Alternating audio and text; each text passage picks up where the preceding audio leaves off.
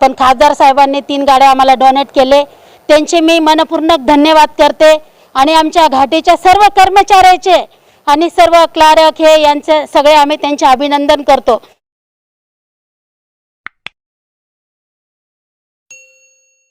आप देख रहे हैं एसडीएम न्यूज़, मैं हूं रियाद अंसारी। जैसा सबको पता है कि खासदार इम्तियाज़ जलील साहब ने 3 एम्बुलेंस की गाड़ी डोनेशन दी है ताकि गरीब लोगों को सहायता हो सके। आज जैसा कोरोना का माहौल देखा जा रहा है और ऐसे में हम लगातार देख रहे हैं कि कहीं ना कहीं मृत्यु की संख्या बढ़ती जा रही है। और ऐसे में जो बाहर लोग से आते हैं, सिल्लोड से है, वैजापुर से, बाहर अनेक भाग से, ज़िलों से जो घाटी में आते हैं इलाज के लिए, अगर उनकी किसी कारण से मृत्यु हो जाती है तो उनको ले जाने में बहुत तकलीफ होती है। ये समस्याओं को देखते हुए खासदार इम्तियाज़ जलील साहब ने 3 गाड़ियाँ डोनेट किए हैं। और चलिए, और ख़ास इसकी विशेषता ये रही कि घाटी के जितने भी कर्मचारी है, क्लास 4 कर्मचारी, उनके हाथ से इसका उद्घाटन हुआ, उनको सम्मान दिया गया। चलिए, मेरे साथ मौजूद है एक कर्मचारी, ये जानना चाहेंगे कि इनके इस वक्त जब आपके हाथ से सम्मान दिया गया तो आपकी प्रतिक्रिया बोलिए और आपके संदेश बोलिए। मी वार्ड नंबर 14 ची सर्वंट आहे, शकुंतला साबळे। याच्या अगोदर भरपूर खासदार आले आणि भरपूर गेले, पण आमचे कितीतरी इथे रुग्ण मृत्यू जर झाले तर गाडीची कमती असल्यामुळे त्यांना गाडीची व्यवस्था होत नव्हती बरोबर। पण खासदार साहेबांनी 3 गाड्या आम्हाला डोनेट केले, त्यांचे मी मनपूर्वक धन्यवाद करते। आणि आमच्या घाटीच्या सर्व कर्मचाऱ्याचे आणि सर्व क्लार्क हे यांचे सगळे आम्ही त्यांचे अभिनंदन करतो। आणि इथून भी पुढे काही जर आम्हाला लागलं तर त्यांनी आम्हाला अशीच मदत करावा, त्यांचे धन्यवाद करतो आम्ही। जय हिंद, जय भारत। जैसा कि सबको पता है कि खासदार इम्तियाज़ जलील साहब ने जो 3 एम्बुलेंस घाटी को दिया है, दान की शक्ल में उनको सहायता के रूप में दिया है।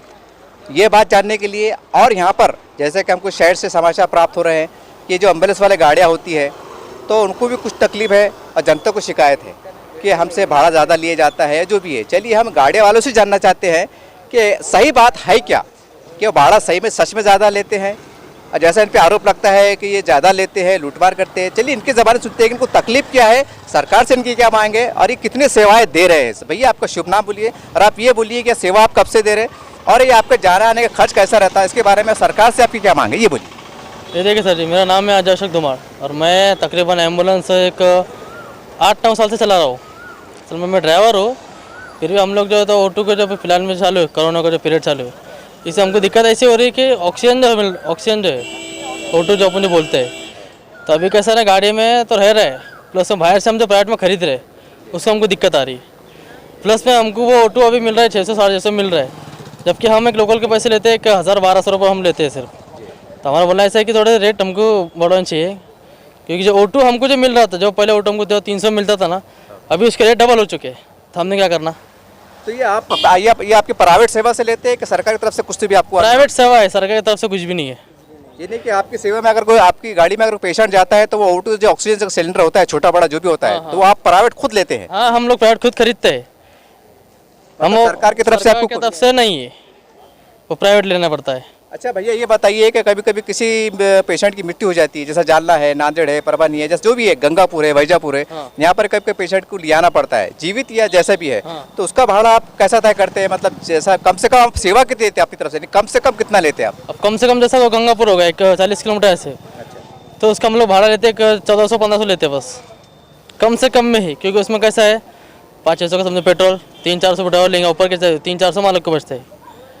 हम कम से कम ही करते, जितना होता है हमसे उतना करते हैं, अब ज़्यादा पैसे लेते नहीं है। ज़्यादा लेके मतलब नहीं ना, लोगों को तकलीफ क्यों देना है? अभी लोगों का काम धंधा सब बंद है, हमको भी परेशान चालू है। तो कोविड के पेशेंट ऐसे बढ़ रहे हैं कि डे नाइट हमको कुछ देखना नहीं पड़ता है। यानी कि आप 24 घंटे सेवा देते हैं? 24 घंटे सेवा देता हूँ।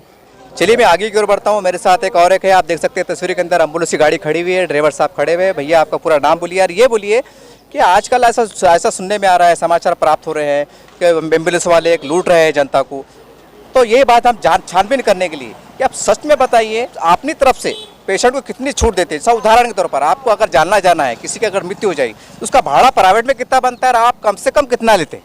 ओके, जाना है जो प्राइवेट में जो मतलब डेट हो चुकी है यहाँ से घाटी हॉस्पिटल से ज़्यादा हार्डली 1800 से 2000 रुपये हम घाटी हॉस्पिटल से लेते, मतलब प्राइवेट लेती है यहाँ से। एक्चुअली डीजल भी इतना महंगा हो चुका है उसमें, फिर और क्या सहूलत दे सकते हैं उसमें? ज़्यादा से ज़्यादा कम में कम सहूलत दे रहे, और ऊपर से और ज़्यादा रिक्वायरमेंट रहती है कि मतलब जितना हमसे सहूलत हो सकती है तो हम उनको प्राइवेट कर सकते हैं। कि मतलब जैसा हो गया कि घर पे रुकना है, थोड़ा सा वेट करना है, यहाँ पे वेट हो जाता है, यहाँ पे वेट करना है, मतलब वो चार्ज हम लगाते नहीं है, जितना हमने ठहराया है उतना ही लेते हैं हम। ज़्यादा से ज़्यादा 1800 से 2,000 रुपये हम जालना के लेते हैं, वो मिनिमम हो चुका है उस चीज़ में, क्योंकि जालना जाना है 65 किलोमीटर होता है, 1000 से 1200 रुपये का डीजल लगता है उस चीज़ में, फिर उसमें ड्राइवर भी है, फिर 200-300 रुपये बच जाते हैं उसमें भी। अच्छा भैया, फिर आप ये बताइए कि जैसा आप पे आरोप लगते हैं कि भाई ये लूटपाट चढ़ी है, तो इसका मतलब ये कहाँ तक सही है, झूठ है फिर ये एक तो झूठ बात है, मतलब आरोप ये लगते हैं कि मतलब सब सेवा कम रेंज में देने के बाद में फिर और बोलते हैं कि एम्बुलेंस वालों ने ज़्यादा पैसा लिया। किस वजह से ज़्यादा लिया है? मतलब जो लिया है वो उसी पे बात करना होती है। अब जैसा आप समझो, हर गाड़ी का अलग अलग रेंज होता है, मतलब उसका भी किलोमीटर भी अलग अलग होता है, कि माइलेज भी अलग अलग होता है गाड़ियों का। जैसे कार्डियक गाड़ी अलग होता है और सादी गाड़ी अलग होता है। सादी गाड़ी में ऑटो होता है और कार्डियक गाड़ी में कैसा होता है, डॉक्टर प्लस मशीनें वगैरह होती है, उसका रेट अलग होता है उस चीज़ में। तो अब उसमें उसका रेट, सादी गाड़ी का रेट में और कार्डियक का रेट में बहुत डिफरेंस है। जैसा लोकल चार्ज वो कार्डियक गाड़ी का 2500 रुपये है, और सादे गाड़ी का जो लोकल लेके जाएंगे वो 1000 रुपये ऑटो के साथ में होता है, 1000 से 1200 रुपये। अच्छा भैया, ऐसा भी देखने में आता है कि कोई पेशेंट का कोई नातावाइक नहीं रहता, यानी कि गरीब रहता, एक लावारिस जिसे कह सकते हैं, यानी कोई ना कोई दूर का नातावाइक आ जाता है, जान पहचान का आता है, चलो भाई मैं इसके साथ में इसकी अंतिम यात्रा जैसे पूरी करते हैं। तो ऐसे स्थिति में फिर आप पैसे किससे मांगते हो, कैसा आपका कैसा करते हैं आप ऐसी स्थिति में? अब ऐसा इसमें उतना देखा नहीं जाता है कि मतलब देखा जाए कि जेब से भी खर्चा कर लेते हैं। जैसे अभी उनको घाटी में, अभी इनके से एक हफ्ता पहले की ही बात है, मैंने ही यहाँ से वार्ड नंबर 13 से मैंने शमशान भूमि छोड़ा है। मतलब उनके पास नारेली बाग के लोग थे, वो उनके पास 1 रुपया भी नहीं था, तो मैंने यहाँ से मैंने उनको अपने शमशान भूमि छोड़ा था बस स्टैंड के पास में। तो आपने उससे पैसा लिया? पैसा भी नहीं लिया, 1 रुपया भी नहीं लिया, पुष्पा नगरी पे। बहुत बढ़िया बात। उसके वजह से तो मतलब उनका भी देखना होता है, मतलब अब वो भी परिस्थिति देखना होती है ना उस चीज़ पे। फिर उसके बाद में फिर अब उतना तो ज़मीर है कि मतलब उतना तो देखना है कि गरीबी और अमीरी में फ़र्क ही क्या रह जाएगा फिर उसमें। चलिए मैं आगे की ओर बढ़ता हूँ। देखिए मैं कैमरा मैन से कहूँगा कि देखिए एम्बुलेंस खड़ी हुई है और ड्राइवर भी खड़ा हुआ है। साहब, हमारा सर्वे का मतलब ये है कि ऐसे समाचार मिल रहे हैं कोविड का परेड चल रहा है और समाचार मिल रहे हैं कि एम्बुलेंस वाले लूट रहे हैं, ज़्यादा पैसा ले रहे हैं। तो आप ये बताइए सच में कि आप अपनी ओर से ज़्यादा से ज़्यादा कितनी सेवाएं देते हैं और कम से कम कितना चार्ज करते हैं? जो पुराना आज से जो 2 साल पहले कोविड के पहले जो रेट था वही रेट हम आज भी ले रहे। न किट के पैसे लेते हम, ना ऐसा कोविड का है बोल के ज़्यादा पैसे लेते। जो पुराना 2 साल पहले जो रेट था वही रेट में हम आज भी उसकी सेवा कर रहे हैं। अच्छा साहब, ये बताइए कि कोई बॉडी ऐसी होती है जैसा मतलब यतीम है, गरीब है, इसका कोई वाली नहीं होता, कोई लावारिस होती है, तो ऐसी बॉडी को आप लाने ले जाने का प्रबंध कैसा करते हैं? लाने ले जाने का तो प्रबंध नहीं, लिया के छोड़ना है या उसको बाहर जाके छोड़ना है। तो अभी तो सिटी के बाहर तो जा रहे नहीं, सिटी के अंदर छोड़ना है उनको। तो पैसे नहीं है तो फिर वो हम अपनी तरफ से पिटे छोड़ देते हैं। ये देखा है आपने, हमने कई एम्बुलेंस वाले से बात की और जैसा इनके बारे में समाचार मिल रहे थे, अफवाहें चल रही थी कि ये एम्बुलेंस वाले एक लूट मार कर रहे हैं, ज़्यादा पैसे ले रहे हैं, कोविड का फ़ायदा उठा रहे हैं। लेकिन इन्होंने स्पष्ट रूप से कहा, जैसा इन्होंने बातों बातों में कहा, एक बहुत बड़ी बात है कि यहाँ के एम्बुलेंस वाले ने कहा कि कोई अगर गरीब होता है, लावारिस होता है, तो हम उससे पैसे नहीं लेते। और उन्होंने उदाहरण भी दिया है कि एक नारेली बाग का एक व्यक्ति था, उसकी हमने अंतिम यात्रा शमशान भूमि में उनको छोड़ने का हमने पैसा नहीं लिया है, फ्री में छोड़ा है। ये अपने आप में वाकई बहुत बड़ी मानवता वाली बात है। और हम अक्सर हमारे दर्शकों को बता दें कि हम यहाँ पर आए थे, खासदार इम्तियाज़ जलील साहब ने 3 जो है तो गाड़ियाँ यहाँ पर जो है तो डोनेट की है, या इनको दान में दिया है, जो है इनकी सेवा में दिया है। यही जांच पड़ताल के लिए हम आए थे। और ये हमने जब यहाँ का मंजर देखा तो कई ऐसे खड़े हुए लोग थे पेशेंट के, जिनके नातावाइक, उनका थका थका था जिस्म था, थका थका सा चेहरा था और परेशानी का चेहरा था। लोग मायूस थे, परेशान थे। और ऐसी स्थिति में अगर इस तरह की सेवाएं अगर उनको मिलती है, सहायता मिलती है, तो आप अंदाज़ा नहीं लगा सकते कि उनको कहीं ना कहीं एक दुख की घड़ी में भी कितना आनंद मिलता होगा। इसी प्रकार से जब हमने यहाँ से बातचीत की, खुलासा किया, तो हम खास तौर से हमारे महाराष्ट्र सरकार से और तमाम आमदार खासदार से ये विनती करना चाहते हैं कि जिस प्रकार से आप सरकारी गाड़ियों को एक फ्री में पेट्रोल डीजल दिया जाता है, क्योंकि वो गवर्नमेंट की सेवा देते हैं। उदाहरण के तौर पर ऐसा कलेक्टर का ऑफिस हो गया, कमिश्नर का ऑफिस हो गया, मिलिट्री के लोग होते हैं, मेडिकल ग्राउंड के होते हैं, इनको कहने का पेट्रोल फ्री भी दिया जाता है या उनको या पेट्रोल के नाम पे अलग से अलाउंस भत्ता भी दिया जाता है। तो बहुत आश्चर्य की बात है कि ये मराठवाड़े का बहुत बड़ा दवाखाना है। यहाँ विदर्भ से भी लोग आते हैं और बड़ी संख्या में 80% लोग गरीब आते हैं, जो क्षेत्रीय लोग होते हैं, उनके पास खाने के लिए पैसे नहीं होते हैं, और जब किसी कारण से उनके पेशेंट की मृत्यु हो जाती है तब अंदाज़ा लगा सकते हैं कि उनके पास चाय को 10 रुपये नहीं होते, दवा लाने को 100 रुपये नहीं होते, तो वो उनकी अपने शौक को, कोई उस्मानाबाद बोलिए, जालना बोलिए, नांदेड़ बोलिए, परभनी बोलिए, जहाँ भी मराठवाड़े का भाग है, विदर्भ का भाग है, तो ये अपनी मैयत को ये अपने कैसा ले जाएंगे, ये अपने आप में बहुत बड़ी बात है। हम महाराष्ट्र सरकार से, मुख्यमंत्री से कहना चाहते हैं कि देखिए आप बहुत अच्छा काम कर रहे हैं, लेकिन पूरे महाराष्ट्र में और खासकर हम औरंगाबाद की भी बात कर रहे हैं, ये मराठवाड़े का सबसे बड़ा हॉस्पिटल है, ऐसी आप योजना बनाइए जितने एम्बुलेंस वाले हैं इनको आप फ्री में डीजल देने का प्रावधान कीजिए, क्योंकि ये मानवता का काम कर रहे हैं। इनसे हिसाब किताब रखिए, एक गाड़ी को कितना डीजल गया जो तो दिया गया, ये गाड़ी कहाँ गई, कितने बजे गई, उसका हिसाब किताब रखिए, आधार कार्ड का नंबर रखिए, फ़ोन नंबर रखिए, पेशेंट का फ़ोन नंबर रखिए, तो एक बहुत बड़ी सेवा होगी। आज हम देख रहे हैं करोड़ों रुपए का फंड जो है तो गवर्नमेंट दे रही है गरीबों के नाम पर, लेकिन आप सोचिए कि जिसकी अंतिम यात्रा में अगर उसके पास दवा को 10 रुपये ना हो, जेब में 100 रुपये ना हो, और उसमें अगर एम्बुलेंस वाला ठीक है, अगर वो भी मानवता के आधार पर अगर 2000 की जगह 1000 रुपये लेता है तो 1000 रुपये कहाँ से देगा?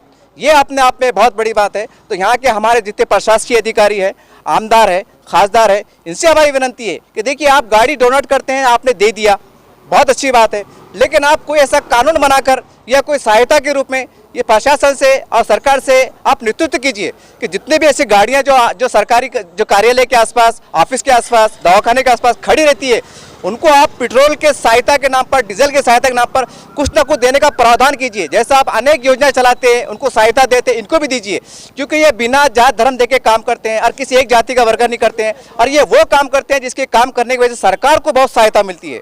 तो सरकार को इनकी समस्या पर बहुत गंभीरता के साथ विचार करने की जरूरत है।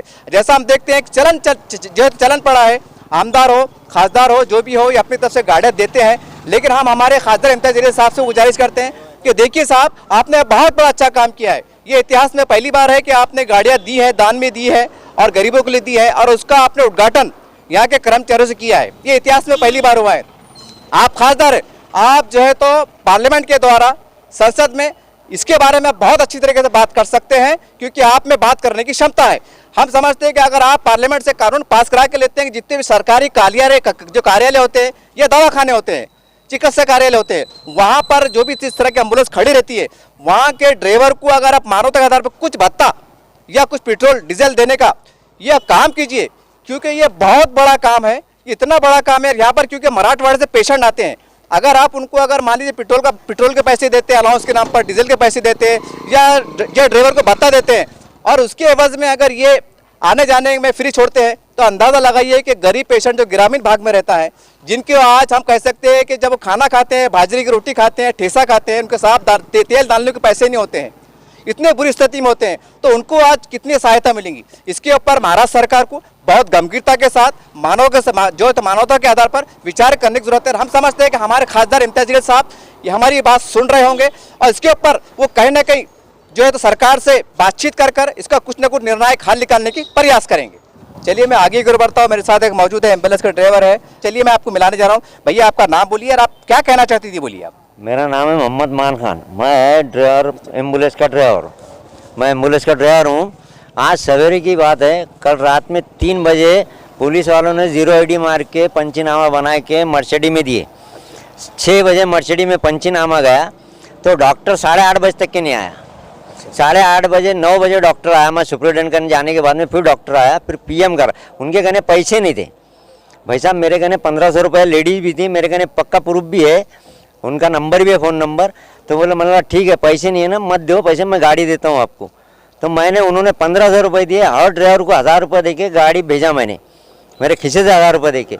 घनसौंगी गई हुई है गाड़ी, घनसौंगी छोड़ के वापस आई। उनके कहने पैसे नहीं थे, यहाँ कोई मदद करने को तैयार नहीं है, यहाँ सब लूट का मामला चालू है। जिसका उसका पैकेट आता, मेडिकल से पैकेट आता, इधर से पैकेट आता, सब डॉक्टर झिड़काते। अब उनको डॉक्टर सर्वेंट झिड़का रहा मर्सिडीज के अंदर, वो लेडीज़ को।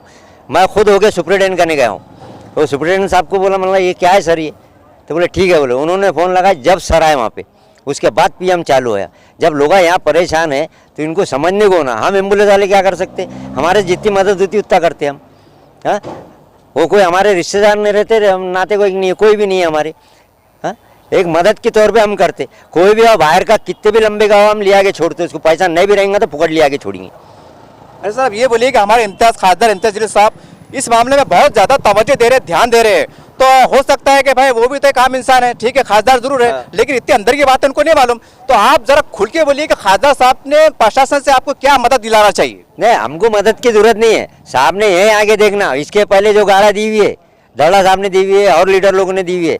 वहाँ कार्ड एक गाड़ी भी थी, इसके पहले पूरे गाड़ा सड़ते पड़े हुए। अभी खासदार साहब ने दिए गाड़ा, वो बहुत अच्छा करे साहब ने, इम्तियाज जलील साहब ने बहुत अच्छा करे। पर साहब ने एक आके यहाँ राउंड मारने को ना कि क्या चल रहा माहौल यहाँ पे घाटी के अंदर।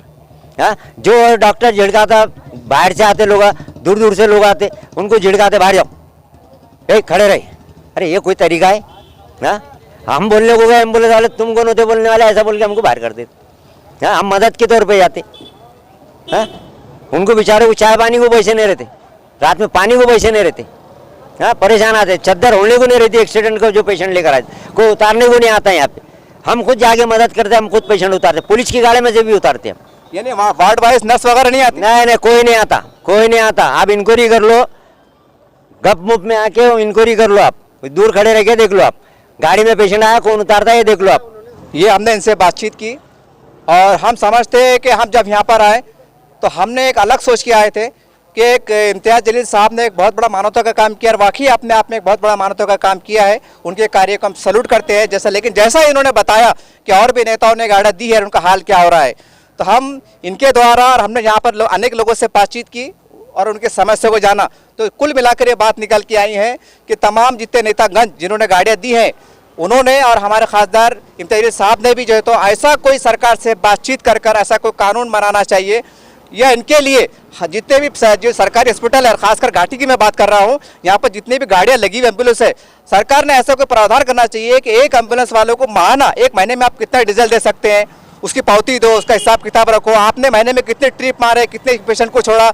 उसका हिसाब किताब रखो। अरे भाई, आप जब अंधे लंगड़ों को आप सहारा दे रहे तो ये वो है, अंतिम समय आता है, चाहे हिंदू हो मुसलमान हो, कोई भी जाति धर्म का हो, और 24 घंटे सेवा दे रहे हैं। तो हम समझते हैं कि सरकार बहुत बड़ा काम कर रही है, हर क्षेत्र में काम कर रही है, करोड़ों रुपया खर्च हो रहा है, लेकिन बहुत आश्चर्य की बात है कि जब अंतिम समय आता है, अंतिम यात्रा यहाँ से निकाली जाती है, तो उस टाइम वो पेशेंट के पास जो ग्रामीण भाग से आता है उसके पास जेब में 1000 रुपये नहीं होते, 500 रुपये नहीं होते, यहाँ तक कि खाने के लिए पैसे नहीं होते। अब सवाल ये है कि 1 करोड़ रुपया खर्च हो रहा है, बहुत अच्छी बात है, हम गलत नहीं कह रहे हैं, लेकिन जब अंतिम समय आता है तो सरकार को चाहिए कि अंतिम समय के समय जो गरीब लोग, जो पेशेंट आते हैं, दूर से आते हैं, ग्रामीण भाग से आते हैं, उनको हम सहायता कैसे दे सकते हैं, इनसे आप मुलाकात कर सकते हैं, इनसे कोई नियोजन कर सकते हैं, इसके ऊपर आप जरा विचार करिए, बहुत बड़ी बात है।